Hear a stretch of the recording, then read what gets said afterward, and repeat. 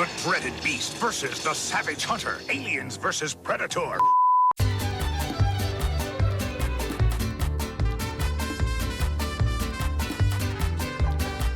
You may be wondering where the video on Phantom Fury is. Well, kids, I've decided I'm going to do a whole big video on the game with big name cameos. It'll be just like that Half-Life video or that Duke Nukem Forever 2001 video.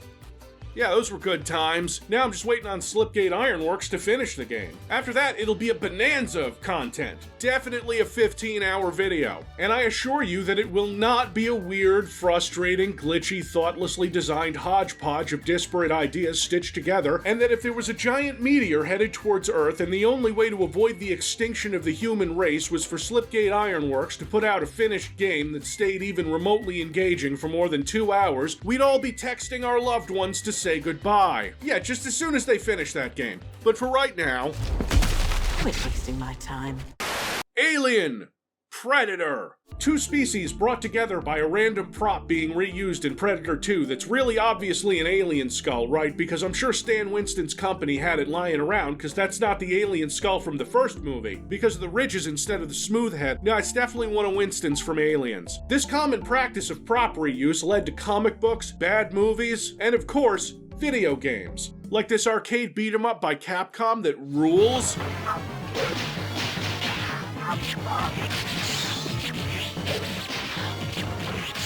And I think most famously, a trio of games made by British studio Rebellion. Alien vs. Predator for the Jaguar, Aliens vs. Predator in 1999, and then Aliens vs. Predator in 2010. Not confusing at all. Even less confusing when Monolith made Aliens vs. Predator 2 in between, which is actually the best in the series because Monolith made it, and so obviously you can't buy it anymore. Rebellion is known mostly for the Sniper Elite series nowadays, although it seems like they're branching out into comics, movies, TV, books. That AVP game for the Jaguar is, if I ever make head or tail of where the fuck I'm supposed to go in that game, maybe I'll let you kids know what I think. An AVP game to follow up the Jaguar version was rumored as early as 1995 for PC, PlayStation, and the Sega Saturn, because I expect that Atari Jaguar exclusives weren't selling very well. Well, those other console ports didn't materialize, although we do have some screenshots and a bit of footage of the PlayStation version, which looks absolutely nothing like the final product. Released in 1999, Aliens vs. Predator was well reviewed, and so then an expansion pack was created, which was packaged with the original later on as Aliens vs. Predator Gold Edition, which is the version I played originally. It added a few new weapons for the Marine and a bunch of new single-player and multiplayer levels. Wild stuff, too.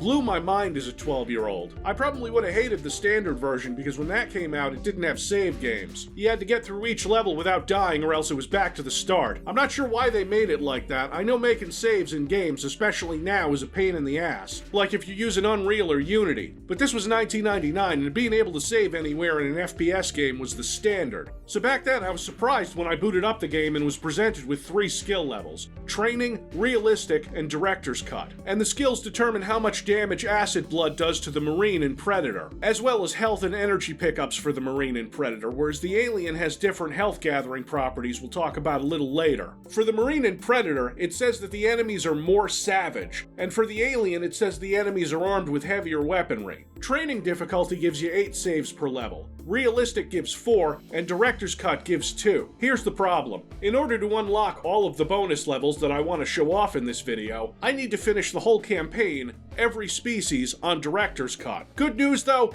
that's not a problem. Done it a dozen times before. I've played the absolute shit out of this game. I'm prepared for the jank and awkwardness of it. I'm ready, man. Ready to get it on. You know it. That's why I'm starting with the Marine campaign.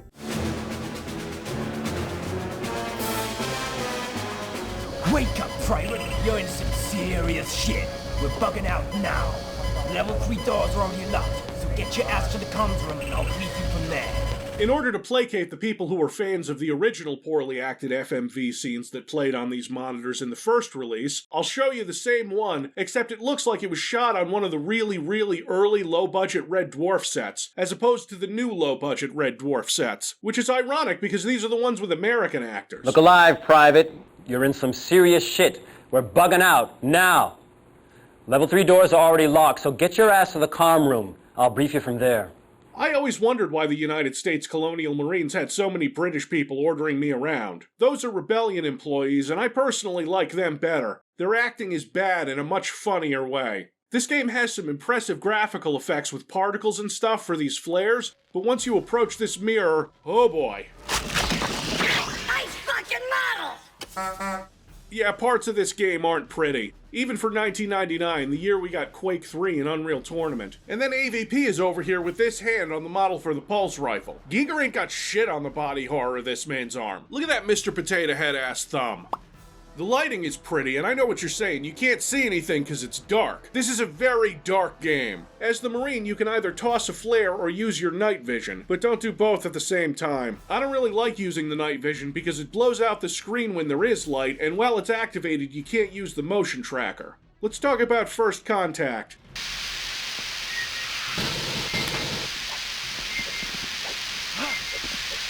Oh, okay, that didn't last long. That's not to say the aliens aren't dangerous. They're incredibly fast, hit hard, the acid melts right through you, and since I'm feeling charitable, I'm gonna say that the AI is unpredictable. It's fine because you move at nearly Doom speeds in this game. You can kind of tell that this was started in the mid-90s and not, after Half-Life. Right here, I got attacked by one alien and my armor is more than half gone. And you might be saying, Civvie, if you've played this game a lot, why is your health so low? Because I took a fall. But I continued on undeterred. I can deal. This first level takes place at an installation built around the derelict ship from the first Alien movie. Yes, and the second if you watch the special edition, shut up. And it takes place 10 years after Aliens. So I'm guessing the nuclear blast that left a dust cloud the size of Nebraska did not destroy this ship. We get to enter the ship and take an elevator down into that main chamber with one of the pilot aliens. Really cool.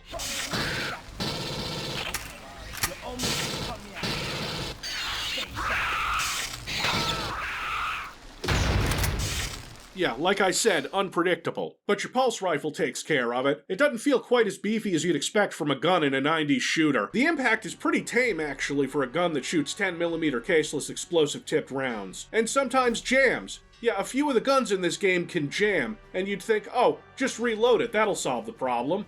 Ha! There's no manual reloading in this game, which came out a year after Half-Life. You still have to reload all of the guns, just when they run dry and not a second before. It's okay, we're moving on to the next level, Colony. Kind of a recreation of the setting of Aliens. I assume it isn't the same colony that blew up, we've talked about this before. With a blast radius of 30 kilometers, equal to about 40 megatons. We're Aliens fans. Hadley's Hope is gone. This is a different colony. Whatever you might think of Rebellion, they're not Gearbox. You may notice that you only have one weapon at the moment, and you'd continue to have one weapon for a while if you were playing the standard game. But this is the Gold Edition, so we jump on top of this elevator and grab us a couple of pistols. The pistols are a lot more powerful than you'd expect, but I think you're better off spraying with the pulse rifle, which I do. You're supposed to go around this colony, restart the generator in pitch blackness, which makes it so the level is less pitch black. I don't want to complain about the darkness too much because it's based on Aliens. It's gonna be dark. Something that I loved back in the day that I'm a little torn on now is how the alien encounters can feel random. They aren't random, exactly. The game respawns aliens constantly and never lets up. There's no 100% kills in this one. As long as you're there, they keep coming. More and more the farther you get into the campaign. It's the same with the other campaigns too, except for the alien one. It'll continue to spawn humans. This puts you on the clock. You can't fuck around. So I turn the generator on, but before I continue, I have to go up here to what is essentially a secret and grab the smart gun. Yes, this game has the smart gun, that enormous fuck-off cannon from Aliens. In the second level, taking slot 3 on your keyboard like it's a common shotgun, which this game does not have. Well, the humans have it in the Alien and Predator campaigns, but not you. It kinda sucks, actually. It could've come in handy for close encounters. Too much?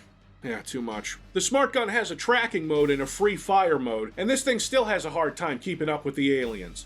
Hold on, I guess I need clearance for this.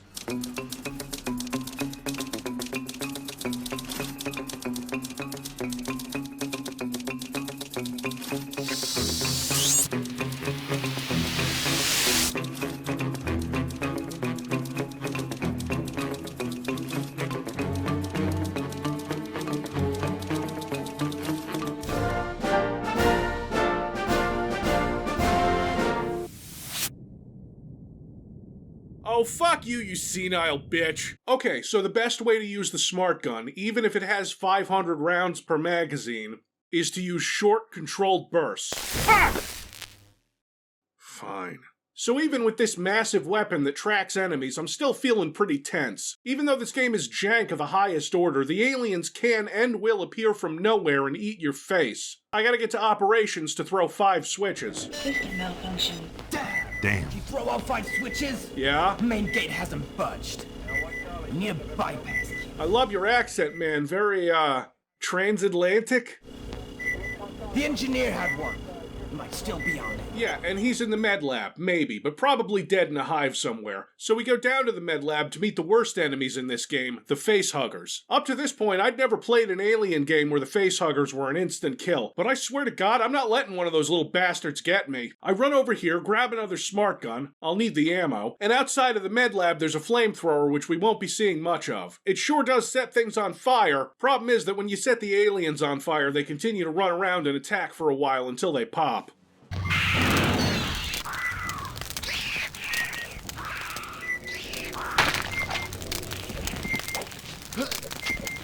But it's hard enough to hit facehuggers, and I want to keep my distance. This stupid bypass device spawns on a different table every time I play this game for some reason. I open the gate, shoot more aliens, and make my way to an APC, which will take me to the next level, Invasion, which takes place inside of the colony's atmosphere processor. First, you'll notice all your weapons are gone except for the pulse rifle, because you don't keep your weapons between missions for reasons.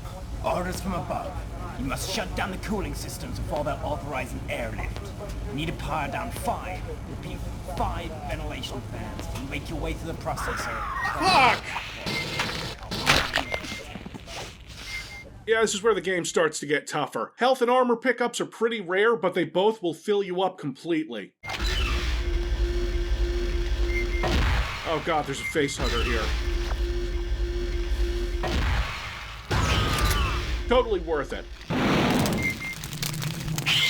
I guess the flamethrower isn't too bad against them. As soon as you turn off the cooling system...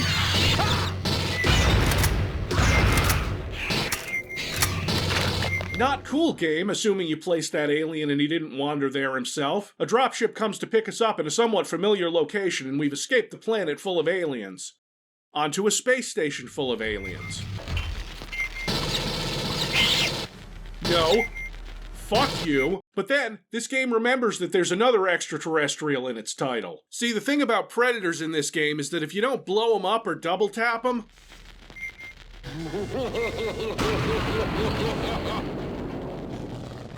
what you have to do is run past the predator to get into the room over here that has the SADAR, your trusty missile launcher, which will one-hit the predator and make it forget that self-destruct exists. Now obviously, the melee-focused aliens are gonna go after me while I'm trying to do this, and...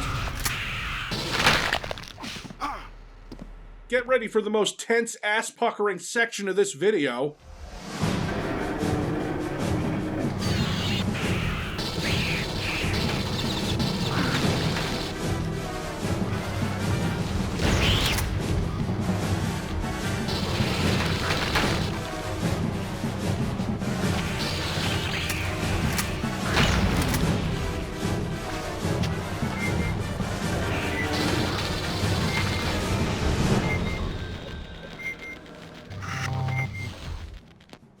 I am the ultimate badass! You know, until I come up against the other new enemy, this comic book ass thing called the Xenoborg, a cybernetic alien which is basically stationary and has lasers. I used to think they were invincible, but a couple of well-placed explosive shots...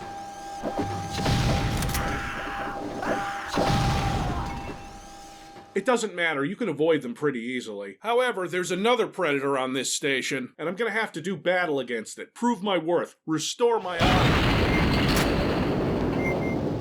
Later, bitches. I'm sure there's a reason I can't escape on the ship I came in on.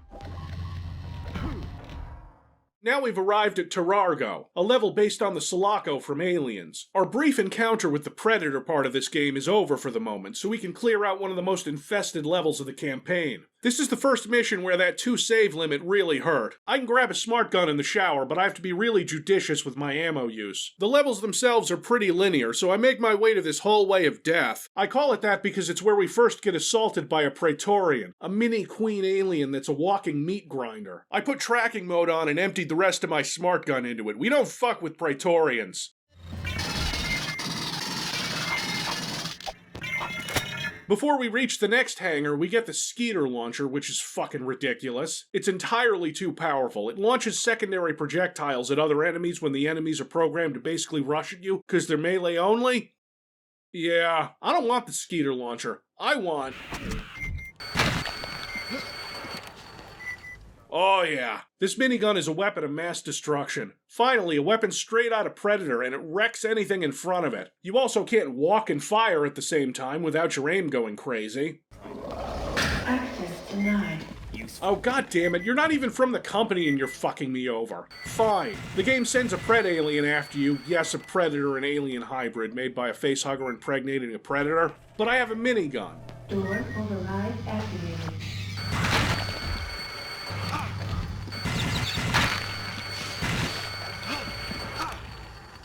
Look what this minigun does to Praetorians. One small problem. I have to take this elevator down to exit this level, and there's a Praetorian at the bottom in a tiny little room. And even if the fucker is under the elevator while I go down... Great.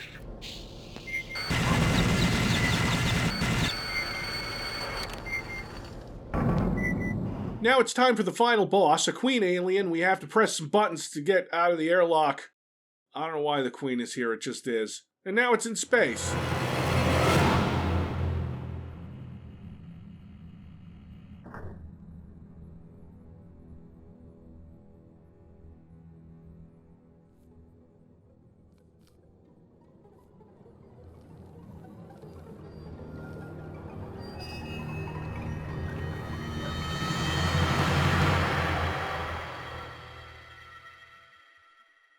Yeah, that's it.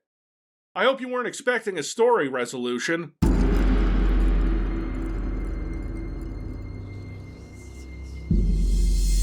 As we travel up a butthole, we are introduced to our alien, and because we don't have any British xenomorphs to ham up cutscenes, we're gonna have to...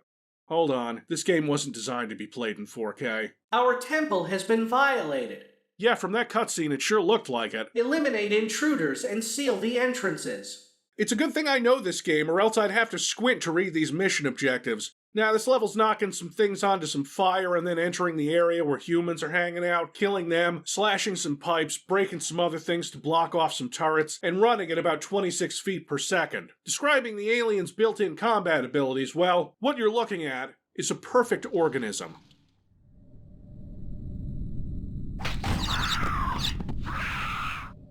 Okay, sure, it doesn't stand up to much heat, but it is very, very fast, and though its 3 attacks, claws, tail, and headbite, are all 1 or 2 hit kills, and the creature is obviously immune to motion sickness, the alien interface and gameplay is fairly simple, running, climbing on any surface, and using mouse 1 or mouse 2 to kill. If you get close enough to an enemy, you bite their head with the little secondary jaw. Not only is it fun and horribly gruesome, this is how you get the most health back. Enemies are highlighted in different colors depending on the version of the game you're playing. The classic 2000 version on Steam, I really don't know, it's not that important. Getting used to the simple interface is another story. I've been playing this for more than 20 years, so I'm kinda used to it. I've always got my wall walk key pressed down. To combat the pitch blackness of this game, the alien is also given an alternate vision mode, which seems like it just completely inverts the colors on screen. After the game gives you a couple minutes to get used to this, it's time to hunt some humans. Xenomorph intruder alert.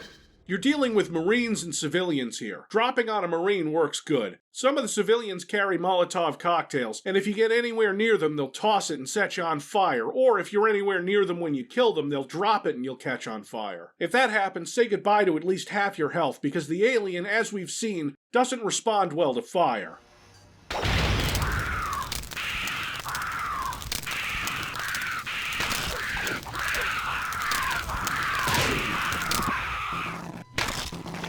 However, if you're quick, you can tail whip an enemy and get out of the way.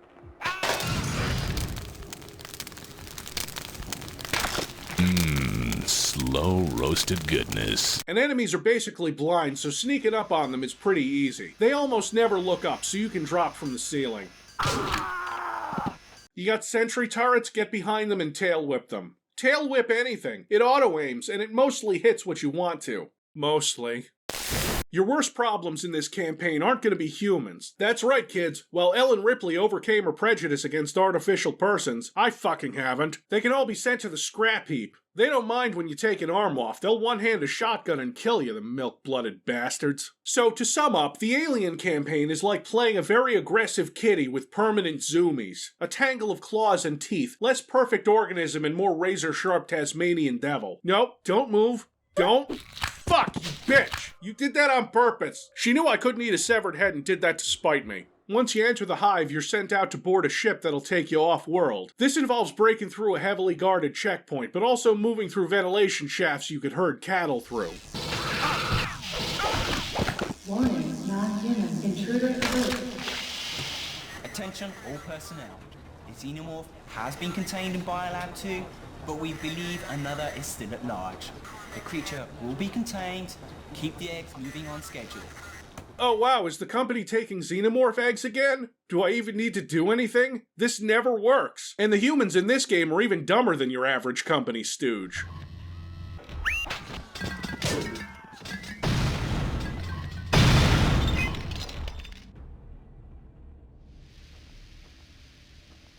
Good job. And I still think the Alien has the hardest campaign. It only takes one Marine with a smart gun or minigun to kill you in under a second.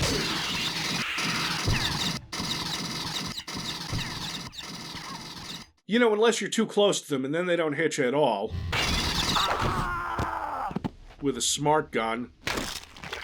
There's still an element of strategy required that mostly revolves around identifying what weapons each human is carrying. If it's a pistol or pulse rifle, you're probably fine. If it's a shotgun, minigun, flamethrower, or smart gun, try to avoid alerting them. I found one guy who was smart enough not to use a grenade launcher in this tiny bathroom, but not smart enough to know that his pistol wasn't going to work. They seem to have a harder time hitting me while I'm crouched. Just look at this guy with the minigun. I was pretty sure I was cooked, but now we're fine. Eat ahead, break some glass, exit to the next level.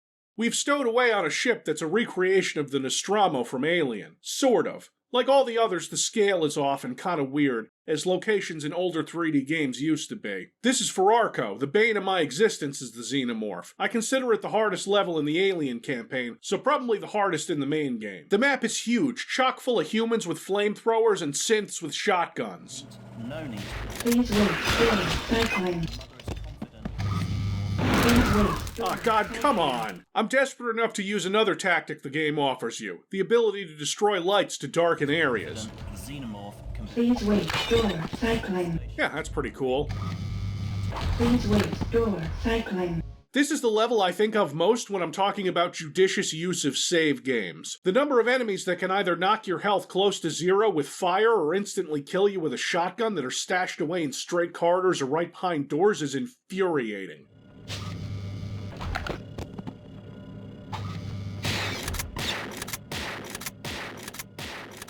I usually save once around the halfway point of the level and once before the final stretch where you have to run through the ship to the bridge in total darkness where there are synths hiding there, emitting no pheromones to make them visible because they're assholes. You have to go in, wreck the main computer system, and then make your way to the escape ship. That escape ship is picked up by Gateway Station, which we see in Aliens. And the level designers were really having fun with all the elevator shafts and long, windy tunnels. It just feels good to zoom through them as the Alien. The Marines are packing a ridiculous amount of firepower here.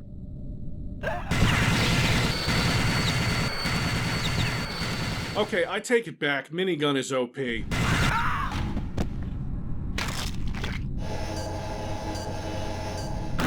Oh my god, enough with the flamethrowers! Like in the other campaigns, enemies will continue to spawn as long as you're hanging around, which seems weird, right? Like more humans appear from nowhere to come and deal with a xenomorph instead of running in the opposite direction because of basic self-preservation instincts? They seem to be keeping aliens in a lab on Gateway Station, which is orbiting Earth, because Weyland-Yutani are, as has been established in all forms of media, really stupid. So we free them and enter the final Alien campaign mission, Earthbound. A minigunner ends up shooting his buddy and may be dead before he realizes he fucked up. Just imagine you're trying to stay alive, you got a few more weeks left on your rotation, and a sentient flaming buzzsaw blade leaps towards you and your heavily armed buddy and kills you both in a second before eating your brains to cure its severe burns. Yeah, that's being an alien. Do you copy? Are you guys hearing this? We've encountered multiple hostiles and they are not xenomorphs! I repeat, they are not xenomorphs! Oh, yeah, that's right. We're at the end of the Alien campaign in Aliens vs. Predator, and we haven't seen a single Predator yet. Well, don't you worry, kids, because the final challenge for the Xenomorph is to kill 2 Predators. Stop for If you thought a single alien was easy to deal with as a Marine, the Predator here really gets the short end of the combi stick.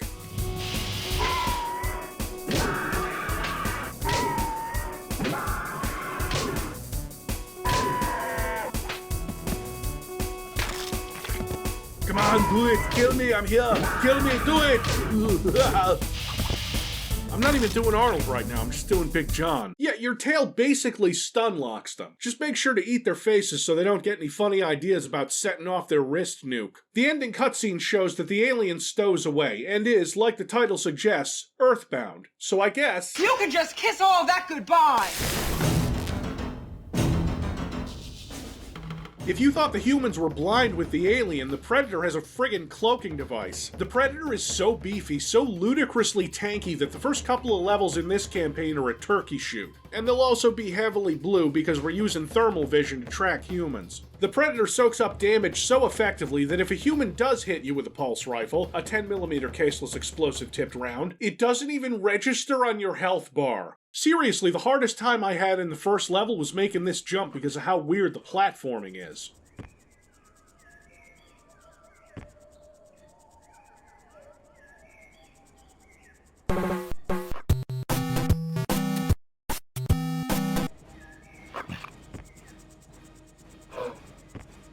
The Predator has 3 vision modes: thermal for humans, electrical for aliens, and PredTech for predators, and lighting the entire environment up like it was Reactor 3. Okay, fine. The Predator's HUD is made up of your health on the left side and your energy on the right. The cloak, energy weapons, and the metacomp you use to get health back... Oh, hey, Civvie. You son of a bitch! How's it going? Do you have any time to... No, shut up, and then listen, and then shut up. What's this whole cancer thing you're running? What? The Cancer King, that's obviously you. Oh, no, that's not me. That's not you. The Cancer King isn't you. It isn't you, the only organism on this entire planet that has the word cancer as a prefix to your name. Yes. Yeah, sure, whatever. Can you just turn him back to how he was so he stops trying to get me to sponsor his crypto trading website? Oh, no, I'm not doing that anymore. That's last week's thing. What's this week's thing? I got keys to some... Fuck! You might be a little nervous entering a level called Waterfall since the Predator's cloaking device doesn't work in water. But it's okay because they barely see you when you're not cloaked. I wouldn't notice a 7-foot dreadlocked alien dressed like they were going to a Farscape-themed orgy either. This campaign in particular shows the limits of this game's AI. I have other weapons besides the wrist blades, like the shoulder cannon. Can't wait to see how YouTube's compression interprets any of this Predator footage. It's gonna be bad. You've also got a spear gun straight from Predator 2 helping to round out the arsenal. It is hilariously overpowered, and only balanced by the fact that firing it decloaks you and you only have a limited number of spears to use per level. But that's fine, it's the first level and we're on safari, learning how to Predator. While you're here, grab a trophy. Waterfall is a prelude to the hidden base right next to the waterfall. Here you can get a better look at some of the selective interactions you can do that make lots of sense, like hitting the alarm with your wrist blades to stop it. Your only ways to recharge energy in this game are to wait a really long time uncloaked for it to recharge on its own, or to get one of the pickups here. Unlike the alien, the Predator barely reacts to being showered with napalm.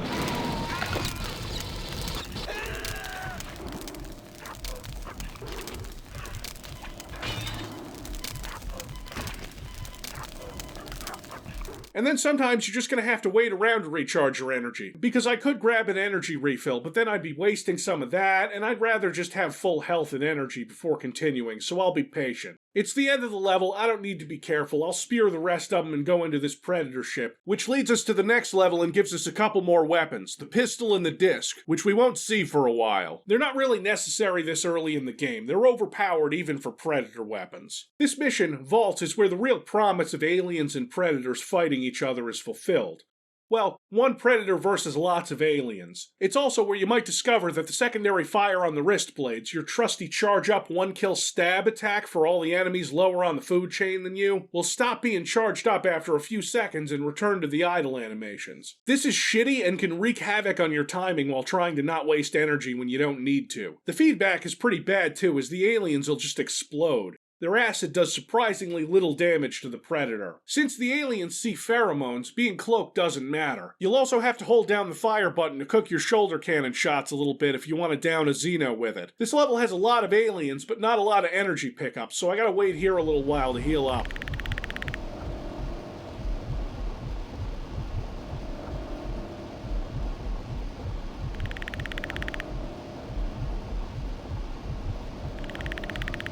Of course.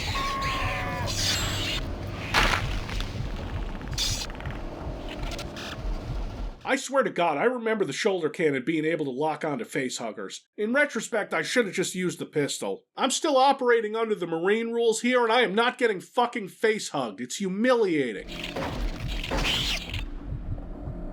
The Praetorians are slightly less hard to hit, and the spear gun wrecks them because this game is totally balanced. In this level, I have to find a keycard. Yes, the Predator has to find a keycard to access an area where they're keeping a Pred alien and kill that because it's an abomination. I agree, and one spear later...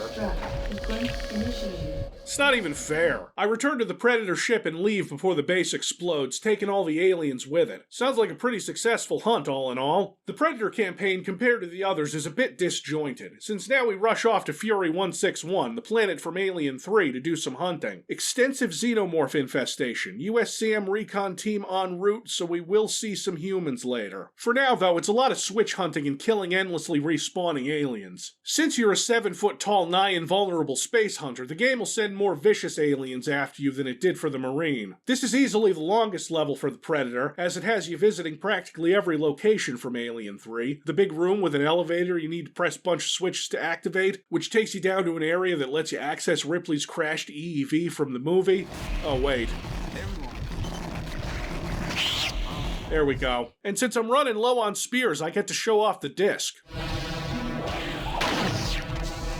Hell yeah. Beautiful and absolutely unfair. I'm really glad they didn't give this to any of the Predators I fought in the other levels. There's a pretty clear delineation between the parts of this level with the aliens and the parts with humans. The foundry full of molten lead is where the humans are. I assume because the alien AI would run straight into the slag. I may have spoken too soon.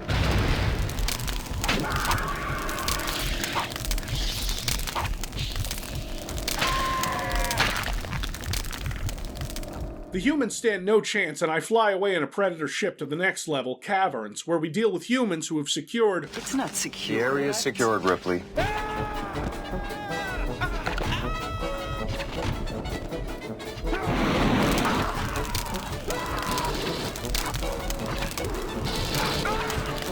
I mean, they're securing the hive with xenoborgs, and if I were a human, I'd be pretty scared.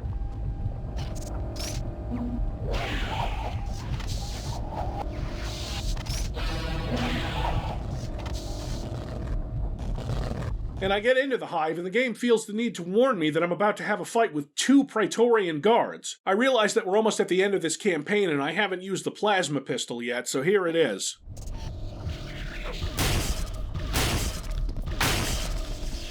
Not even fair. You know how I know that? Because for the next level it says, to retain honor amongst your clan, your electrical weapons have been disabled. So you have to melee the queen or use the spear gun. So you have to use the spear gun, because I'm not dumb enough to try and fist a queen alien to death. So... No, fuck off, facehugger.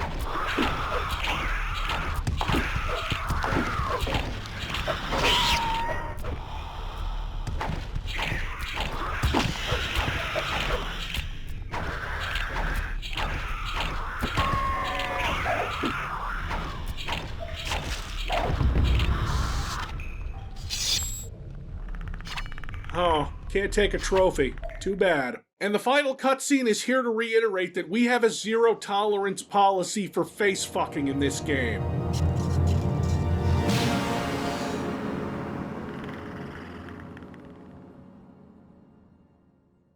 Now I know what you're saying. Civvie, you didn't talk about the bonus levels from Gold Edition.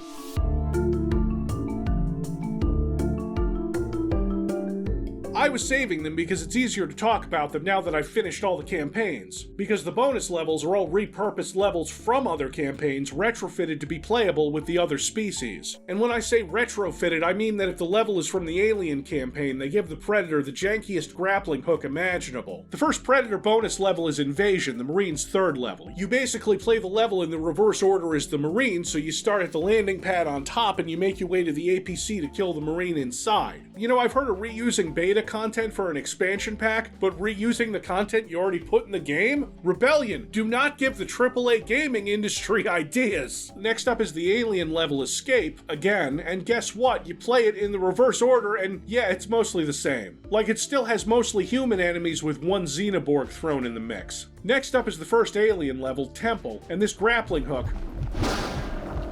Man, it's not great.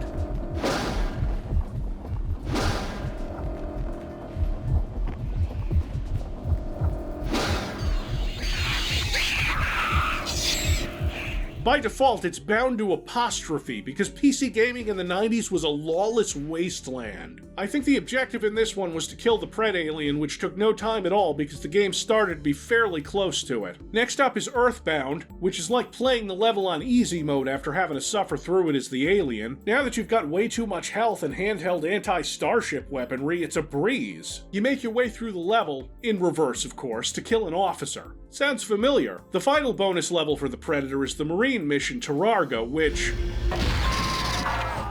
Okay, that's dirty. Find and destroy 2 Xenoborgs and get back here. Okay, that's easy enough.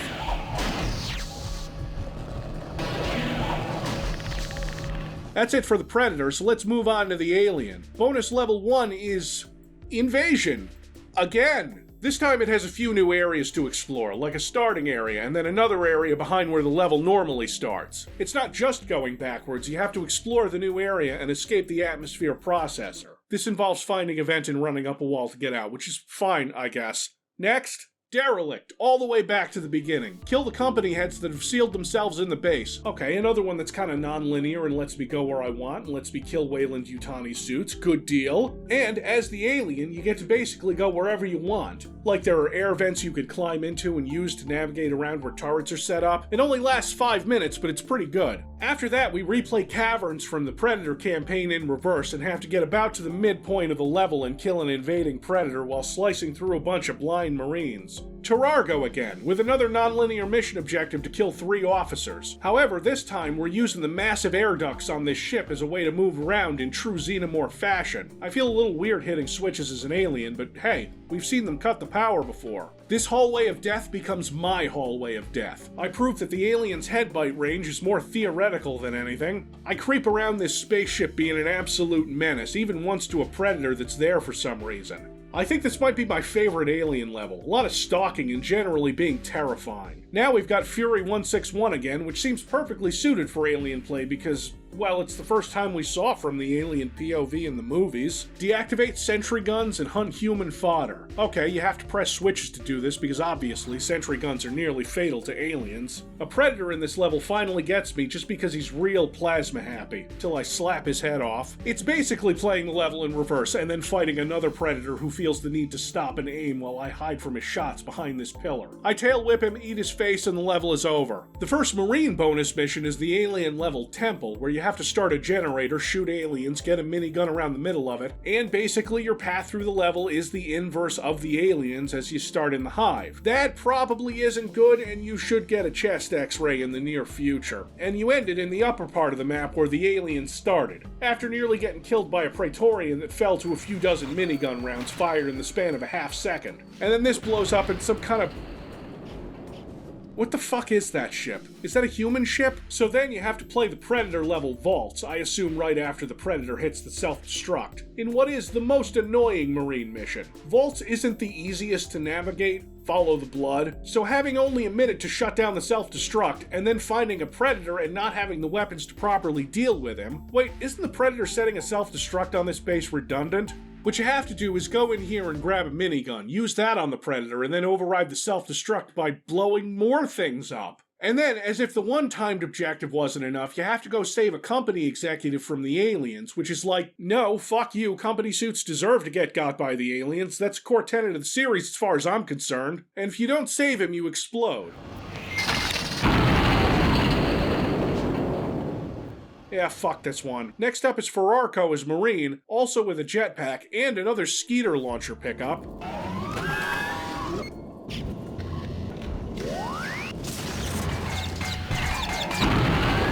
Way easier than playing this level as the alien. The manual for AVP Classic 2000 lies when they say that the bonus levels only have one difficulty, Director's Cut, because you get 4 saves. Maybe the rest is harder, but I didn't really notice. You have to find a way into the central core and the level is over. Next is Gateway, which is playing the same level backwards while fighting aliens. And finally, we've got Waterfall, where we have honest-to-God humans fighting beside us. They're not very good, but it's Minigun Central, kids, and we're an unstoppable death machine. 6 barrels of pain. Not today. No way.